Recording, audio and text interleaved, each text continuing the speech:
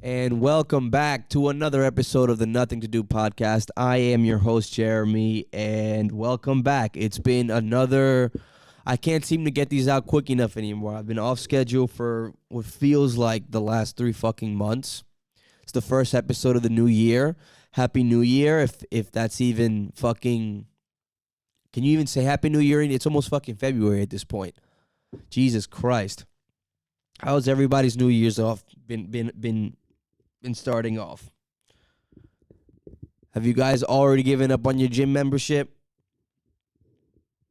Have you been journaling? Huh? Have you been eating better? Have you been going outside more? How are your resolutions going? We're 3 weeks into 2023. Huh? How's it going? My new year has been pretty shit for the most part. You know what? It could always be better. I don't want to start the new year on a bad note on this show, but it's been a fucking frustrating couple months for me just because I've been fucking nursing this shitty bum-ass motherfucking ankle since last September. It's been like almost 6 fucking months already. No, it's been 4 months, but I mean, after full recovery, it'll be 6 months, which fucking sucks. I just want to get over it. Right, I had to get surgery literally right after Christmas. So I got surgery on the 27th of December, and I am now in a fucking walking boot. I was staying at my parents' for like 2 weeks, and I've just been fucking eating like shit and just watching movies, and it's been, oh my goodness. It hasn't been tough. I don't know. Tough isn't the right. It's been frustrating. Frustrating is a good word. You know why? I think I said this on the show at some point.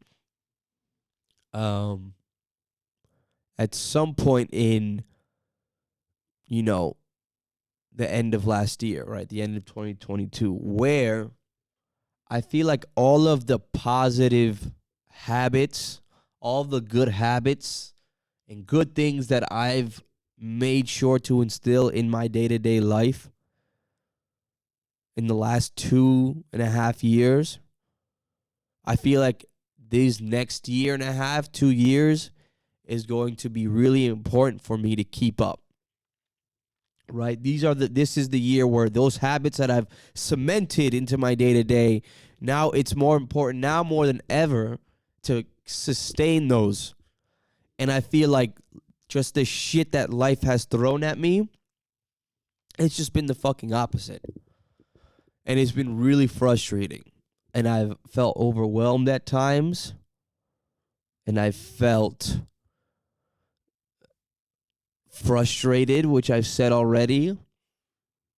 And even now, like, even recording this, it's been last time I recorded, shout out to Josh. He was my last guest here. It was the last time I recorded. It's been like a month since we recorded that episode. And it sucks because even like being on the mic after a month, I just feel rusty. I don't even feel like I'm starting this episode off well. But we're going to push along, right? We're going to push through. And then on top of all of that, I had to watch what has happened. Wait. What has happened in the last month since I've seen you guys? Start with the Patriots. The Patriots season ended on week 18 against the Buffalo Bills. A game that we had to play damn near perfect. Mac Jones had to be damn near perfect to beat the Bills. And he was looking like a stud for that first half. And we even took the lead at one point. We were up by 3 points. But God damn it, quote unquote, as you can't, they always say that you couldn't write a better script. 2 or 3? I think it was 2 touchdowns that got ran back. First play of the game was a run back touchdown for the Buffalo Bills. And immediately the crowd went crazy. The announcers went crazy. Obviously, the big story leading into the game was a Damar Hamlin injury. Thankfully, he's feeling better now. So with that being said, since he's kind of over the hump, I will say this for the Damar Hamlin injury. As much as I'm glad he's okay and has how scary that was, I wanted to throw the fuck up. I felt sick to my stomach how much they were just gonna push that story in the beginning of that Patriots Bills game on week 18. Because it's like the fucking corniest, cringiest. This crowd is electric. You could feel DeMar's presence in that first run back touchdown. Like, I don't know. It's just like, and for the fact that for them to run back that first play, it's just like, oh my goodness. It's immediately game over for the Pats. At least that's what it seemed. We fought, whatever. And that, but like that fucking DeMar injury was pretty crazy, right? Because it was actually such a freak. I think I read somewhere like the odds he got hit in like how there's there's a heartbeat cycle where it's like, and he got hit in the chest at like such an exact moment for him to go into like cardiac arrest. It's like one of the most freak occurrences that could have ever happened. So yeah, I mean, like, prayers up. I mean, like, his whole, he's better now, which is great. And the Bills are going off to face the fucking Bengals in about a couple hours. I'm recording this on Sunday, the 22nd. What about Skip Bayless using that opportunity to just fucking jump to honestly make the story about himself in a way, completely immediately, like in real time. If you guys aren't aware of what happened with Skip Bayless during this whole thing, he tweeted out, right, because this was a big game going into the playoffs. It was Bengals Bills week 17. And this was very, it was very big in deciding playoff seeding, who's going to face what, who's going to face who going to the playoffs for the first couple rounds, who's going to get home field advantage, yada, yada, yada, right? And while everybody's tweeting prayers up for Damar Hamlin, oh my God, Damar Hamlin, I hope Damar Hamlin's okay. I hope Damar Hamlin has a speedy recovery. Skip Bayless chose to go a different route. And his tweet was, no doubt the NFL is considering postponing the rest of this game. But how? This late in the season? A game of this magnitude is crucial to the regular season outcome, which suddenly seems so irrelevant. Oh, Skip motherfucking Bayless. In classic Skip Bayless fashion, chose to go another direction with the story and got immediately just fucking attacked, jumped on Twitter, questioning his humanity, his morality, and all that shit. And it was pretty like, Skip Bayless, like, while I see the wording of the tweet, I saw what he was saying, in terms of, like, how are they logistically going to pull this off in terms of postponing the game. But that's not the story here, pal. Not at this moment. Not at this juncture of the incident. It's like, everybody's questioning, how could you talk about the NFL schedule when a man literally almost just died on the field? Skip Bayless, you ain't low. You know what you did there. Trying to boost that ratings for that following Monday show. Of Undisputed with Shannon. And Shannon Sharp didn't even show up next week. Like, or that day. Like, and, everybody went crazy. This kind of galvanized the NFL and fans and, pray for Damar Hamlin and getting money to his charity. But it's crazy because there's people, this kind of comes into question. Obviously, this was such a freak accident in the NFL. But it's like, it was a good time to kind of revisit the history of just like not only the lack of care that these owners have in their players, but on top of that, just like the racist practices that go on. What something resurfaced that was like that I had no idea about until this DeMar Hamlin thing was the CTE payouts that the NFL has been, that the lawsuit has demanded, that they pay out these NFL players that suffer from CTE. And there was language in those contracts that permitted owners to pay black players less money in these CTE payouts, in these CTE settlements, because they had less cognitive and brain power to lose compared to a white man. This is real.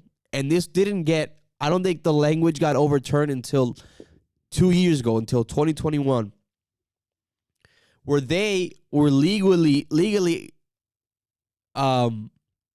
within their rights to pay black players less because black players had less brain capacity or brain power to lose from CTE compared to their white counterparts. Isn't that fucking crazy? That's pretty fucking crazy. And I'm bringing this up, and I don't really know where I'm going with this point right now. I've been trying. Listen, I've been on top of, all the shit that I've been, in terms of me having surgery and whatever being, like, I've also been sick for the last fucking month now. Like, not just like I've been sick. I've never been sick this sick for this fucking long, which has also been super frustrating. My mind's been in a haze. I say that to say that this episode, to bear with me this episode, as I make points that may lead to nothing, it may lead to nowhere, but it will materialize into something eventually, whether it's this episode or episodes to move forward. But yeah, that's fucking crazy. And like, so I bring in, and then you have, situations like Lamar Jackson, right? Lamar Jackson, especially like Michael Vick has been giving him like a lot of fucking flack for he's been giving him a lot of flack for not playing in the playoffs because of, I think it's his ankle or his leg or his knee, saying, well, put a brace on it, let's go, put a brace on it, let's go. And I stand on two different, I agree with Vic, but within the context of the NFL, it's just like, you can't do it. It's like you have to sit down, right? Because one, Lamar Jackson is fighting for a contract next year. He's top 5 QBs right now when he's healthy. And he's essentially sacrificing his entire career for a playoff run that is not as optimistic, because they would have to run through the Bills, the Bengals, and the Chiefs in order to get to the Super Bowl. And I mean, anything can happen, right? Any given Sunday, it's one game. But to sacrifice your whole career for a run, for not a, it's not like they're the 1 seed. It's not like this is their year. It's asking a lot, especially after that fucking detail I just said in terms of just the lack of humanity that these owners just constantly show towards their players, to the people that like keep this game moving. Am I implying that we should stop watching the NFL? I don't know. Maybe if you want to protest the NFL, if you want to be Dr. Umar Johnson and fucking just stop watching sports altogether because until every black players own everything and have all that, cool. I think more power to you. Am I gonna stop watching the NFL? No. My day today is playing around watching all the playoff games that are gonna go down within the next, 8 hours. I don't know. It's just something to think about. I'm still fucking sick right now.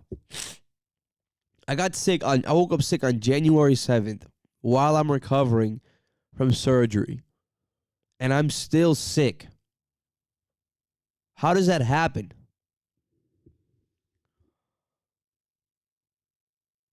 I probably had COVID. I probably had COVID again. I don't know. There's a lot of dead air on this episode right now. Oh my God. Jesus Christ. It's like, what are you supposed to do? What am I supposed to do? What else have I been up to? I'm also a fucking idiot. Because the day I got my cast off and I'm on a walking boot right now.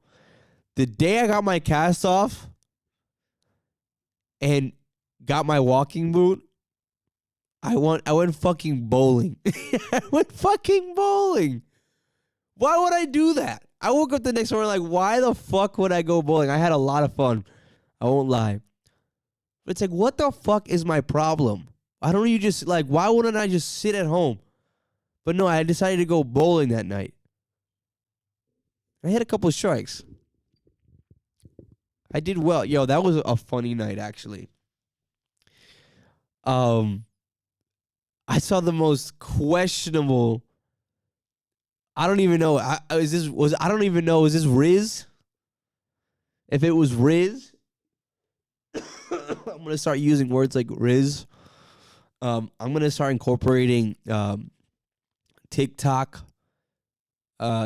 slang into my vocabulary here and there to not to try and fit in more with the youth them.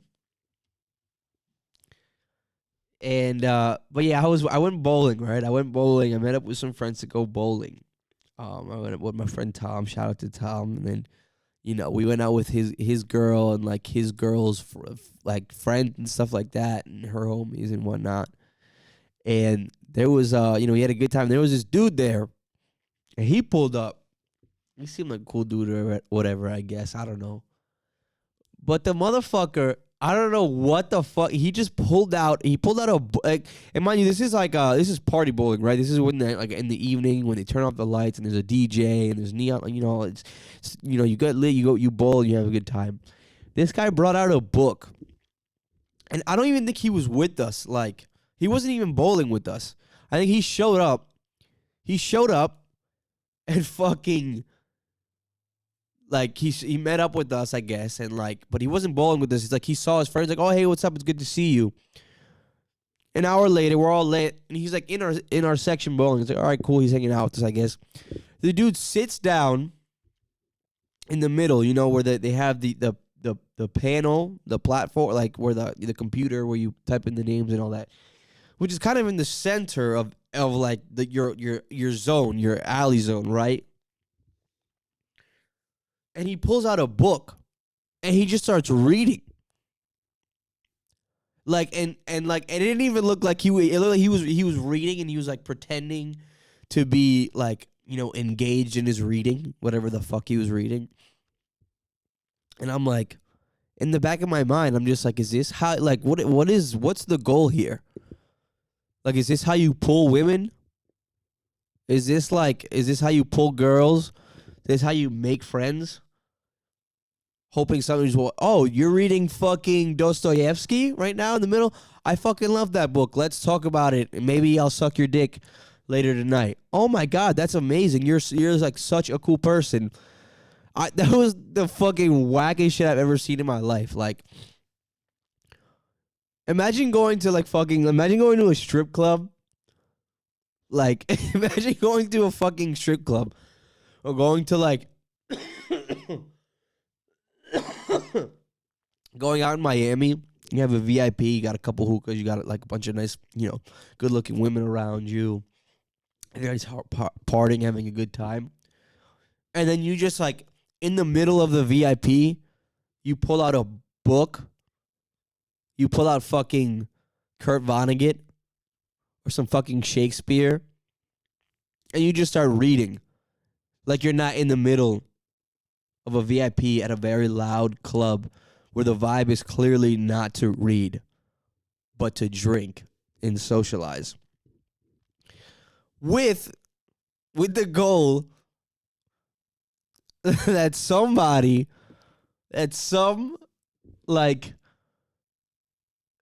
girl's gonna come up to you and just literally start like jerking you off on the spot because you brought a book out. That's how I heard the situation. And I couldn't believe it. I had to text my boy. I was like, yo, who the fuck was dude who pulled out a book in the middle of a party while we're bowling and drunk? What kind of shit is that? What kind of question, like, what kind of game is that? You have negative game. I'm gonna be real with you. My peak pulling era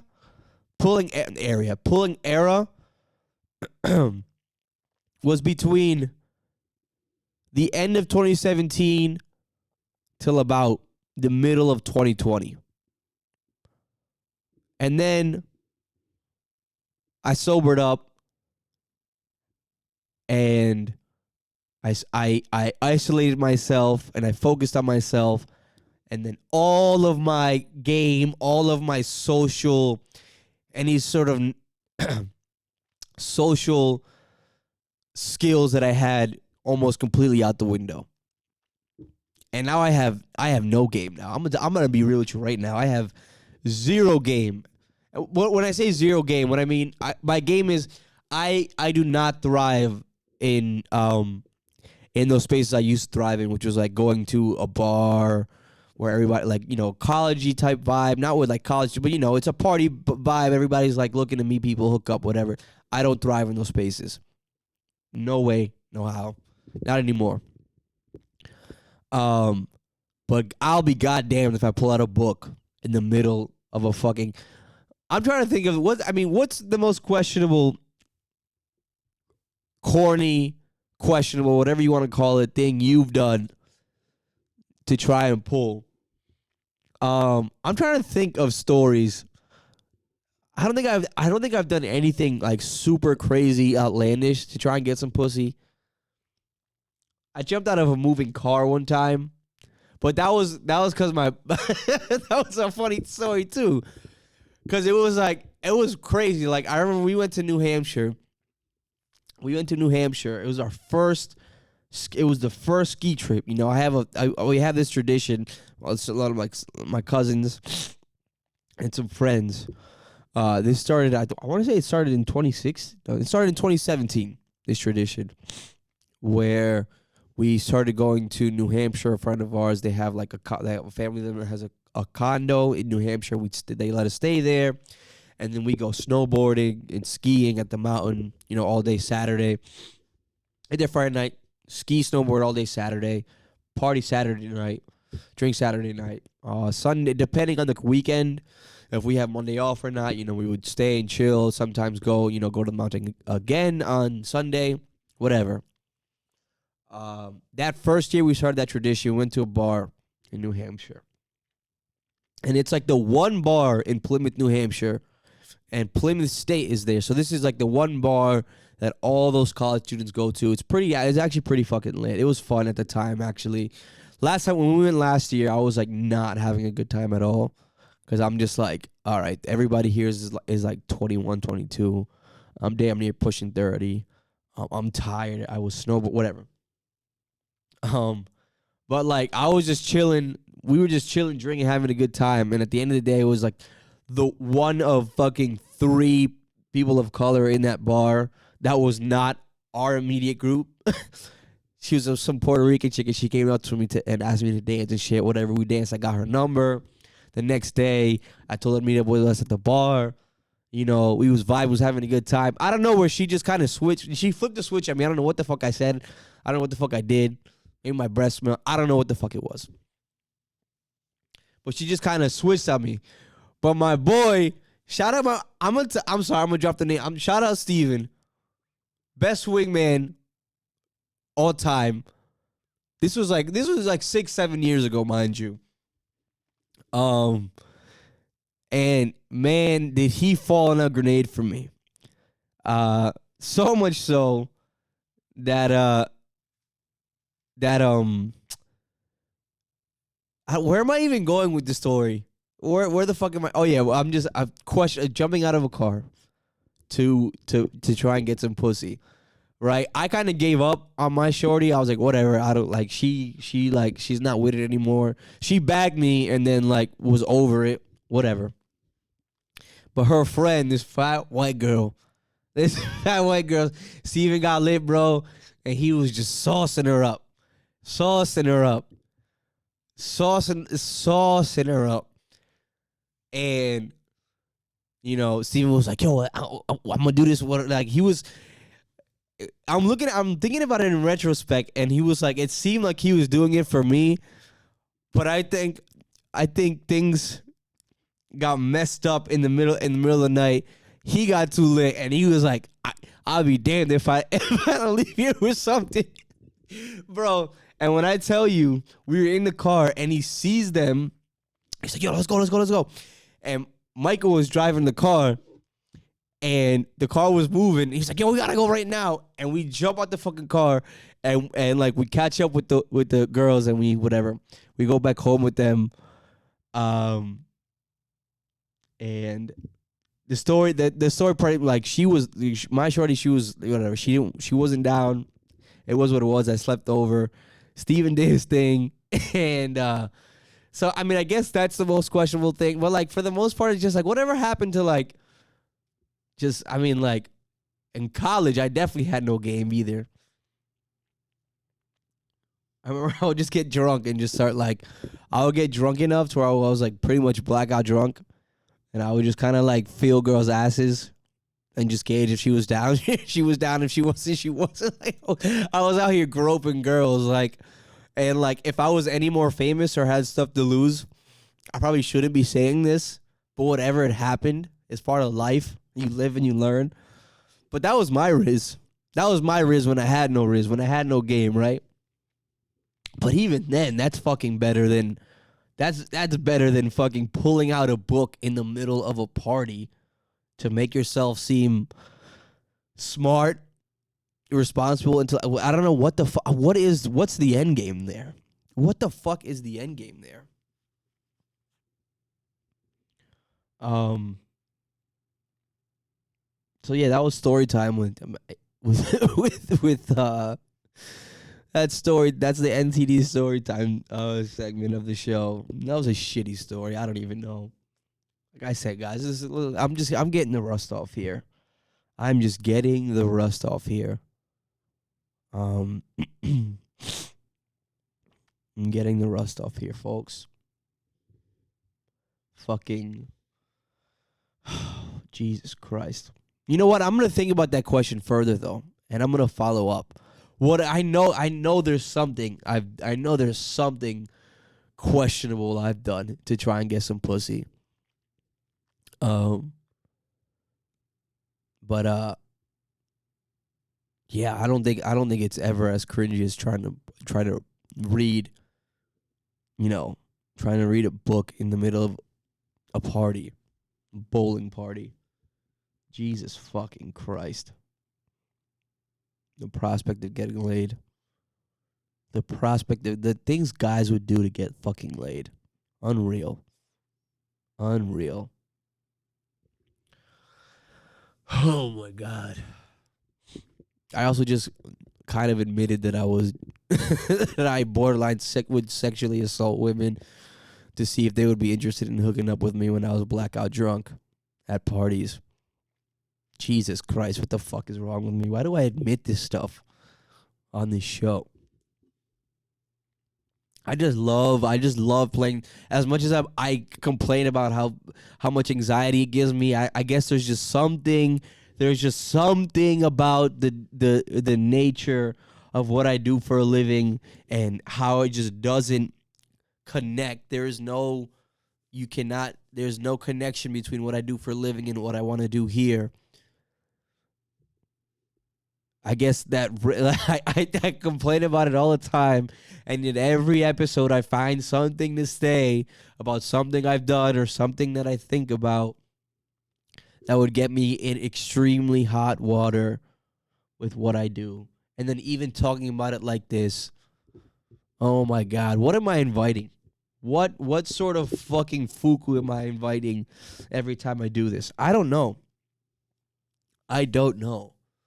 I guess this is a good segue to discuss that, there's a lot of NCAA athletes, women athletes, that are protesting the NCAA's transgender policy that is supposed to fully take into effect. I think it got postponed. Oh, excuse me. That doesn't sound good. But no, this is an interesting topic, right? Because this is stuff that I brought up before, and it's like with everything, the lines being so blurred with what's fair and what's not, and there's a lot of protests going on about the new policies going into effect, and this is sort of in response to what was her name? That transgender Leah Thomas. Leah Thomas was the first transgender woman to win a national title excuse me, to win a national title in the NCAA. She won the women's 500 freestyle. She was a transgender woman. And former Kentucky swimmer Riley Gaines and some other dozen people were protesting that Gaines actually went up against Leah Thomas in that race. And yeah, I mean, that's sort of where I thought I drew the line in terms of equality.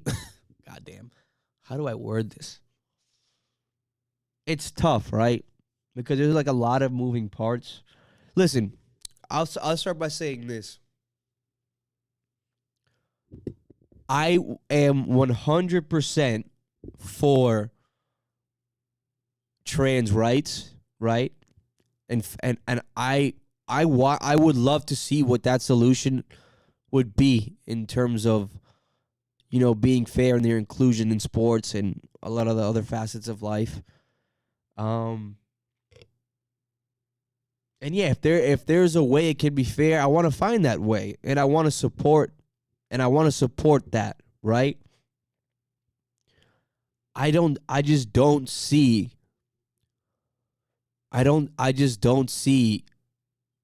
how that is possible in sports.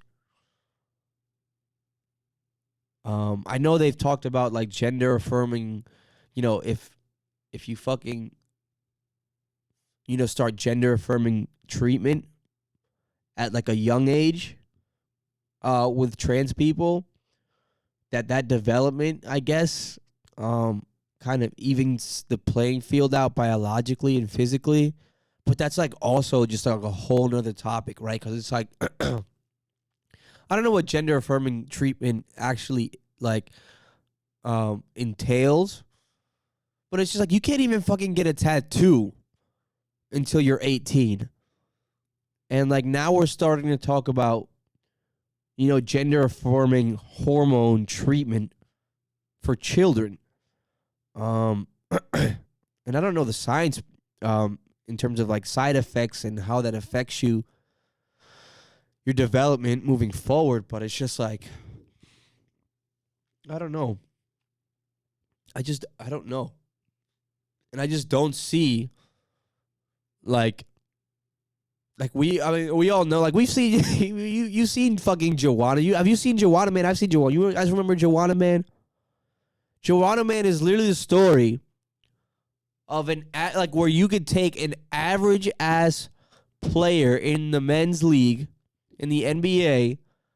Imagine if Thabo Cephalosha out of nowhere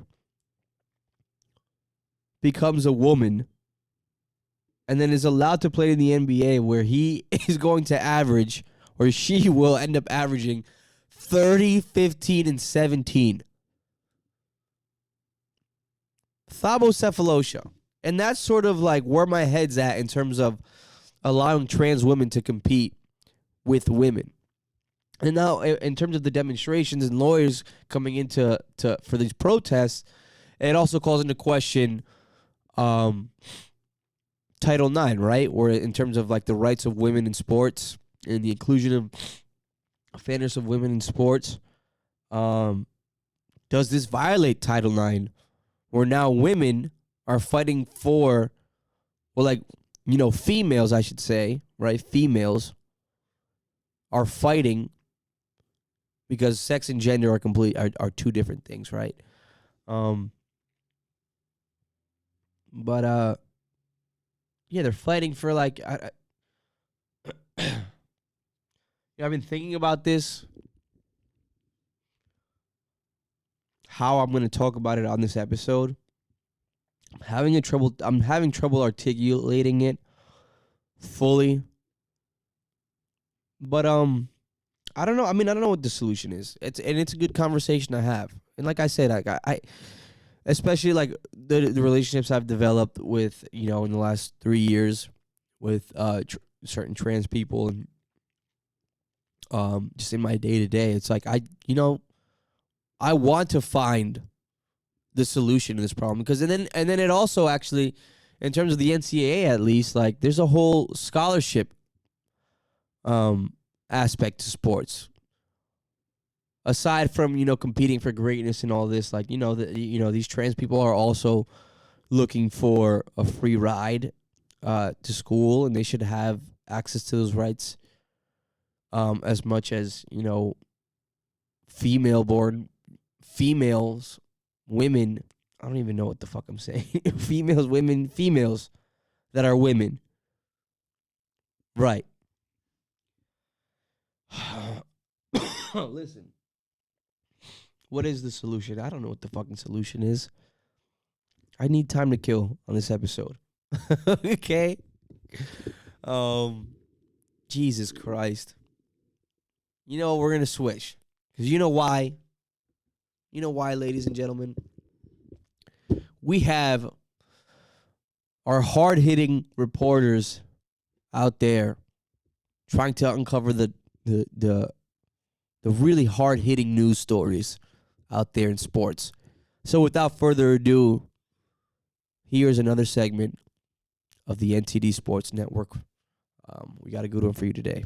Michael Jordan in critical condition after an ISIS raid in Syria, ladies and gentlemen. 6-time NBA champion and Space Jam star Michael Jordan was rushed to the hospital after being caught in the crossfire of a U.S. Navy SEAL raid on an ISIS base in Damascus, Syria.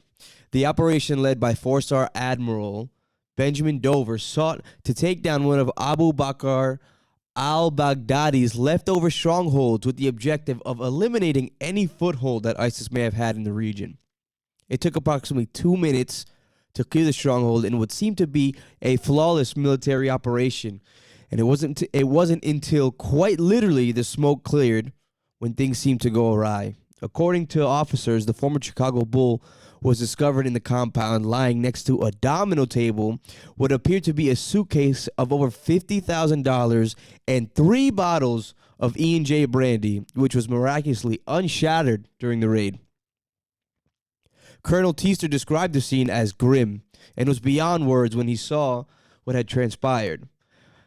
Quote unquote, "My first thought was, oh my God, I killed the second greatest NBA player of all time. I damn near broke into tears on the spot." The NBA legend was also found sporting a pair of Yeezy foam runners while wearing all 6 of his NBA championship rings around his neck. Jordan was immediately rushed to the hospital upon discovery and remains in critical condition. Has Jordan's addictions reached a new low? Is he secretly heading operations as a ranking ISIS officer? We're not sure what to make of any of this, but we are desperate for more answers. That is another segment of the NTD Sports Network. We cover all the hard-hitting stories here at NTD. Thank you. I'm looking to wrap this episode up right now because with all this downtime that I've had laying on the couch watching movies, doing a whole lot of nothing, I've been doing a whole lot of thinking about this show. I mean, I talk about this all the time on this show, right? It's tough. Because when you're in a vulnerable time in your life, it's easy to get sucked into negative thinking, right? And this is kind of where I'm at right now, and it's what I'm fighting through right now. Just like, it's like the ebbs and flows of just fucking life in general, right? Where you just got, there's the highs can be highs and the lows can be lows, and the trick is how do you fight through the lows? Well, a lot of the ways I used to fight the lows, which is exercising, playing sports, being active, that has been non-existent for me. In these recent months. And as I approach year 3 of this show, again, I'm thinking of ways I can elevate this. I can take this to the next level. I can commit to this more.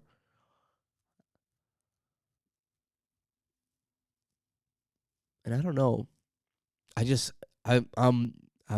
churning this episode. I feel like I'm just churning right now.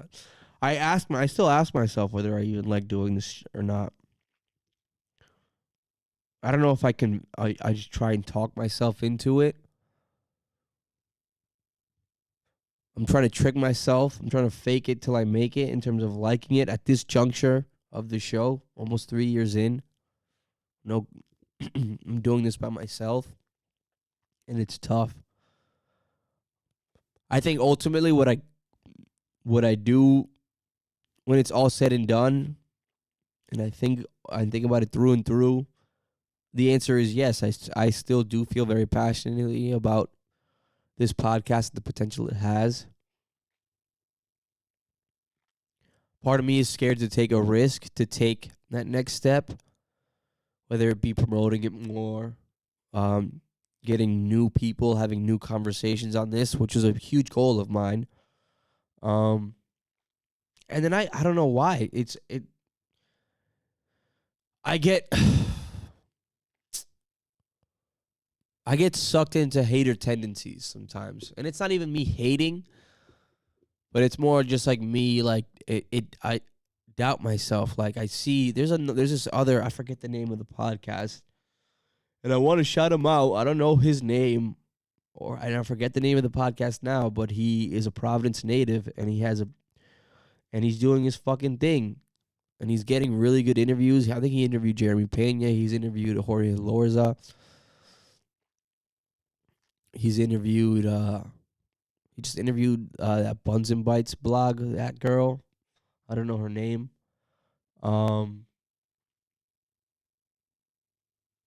He's interviewed Gibran. He's interviewed Jay Ramirez. He's interviewed a lot of influential and talented people here from Providence and from Rhode Island, and he has a really dope platform. I don't know how old the podcast is, but I'm bringing his podcast up because I'm comparing it to mine. And at some point, I want to be able to do those things without feeling like I don't deserve to be doing these things, that I'm not good enough to be doing those things. And it's tough because I look at him like, damn, like what did he do to get, like, I don't know how long he's been working on his platform. I don't know how long he's I don't know how long he's been at it. But it's upsetting because for some reason looking at that success is not motivating me like I feel like it should. I'm not having positive feelings towards, not that I don't think I haven't listened to it, and ultimately like I know I should, and I think I am happy that, one of our own is doing his thing in this space, but I guess I'm just scared, or I'm just I don't feel like I can get there, or that I don't know. It's just it's been tough. Um I feel like I won't lie, I had to motivate myself to record this episode. Um the more time I spend away from the show, the harder it is for me to get back, because then I start overthinking the episode, start overthinking what I'm going to say, and I'm already out of rhythm. But this is me trying to get back into rhythm and trying to dig myself out of this hole that I feel that I'm in creatively. Um, so yeah, I mean, with that being said,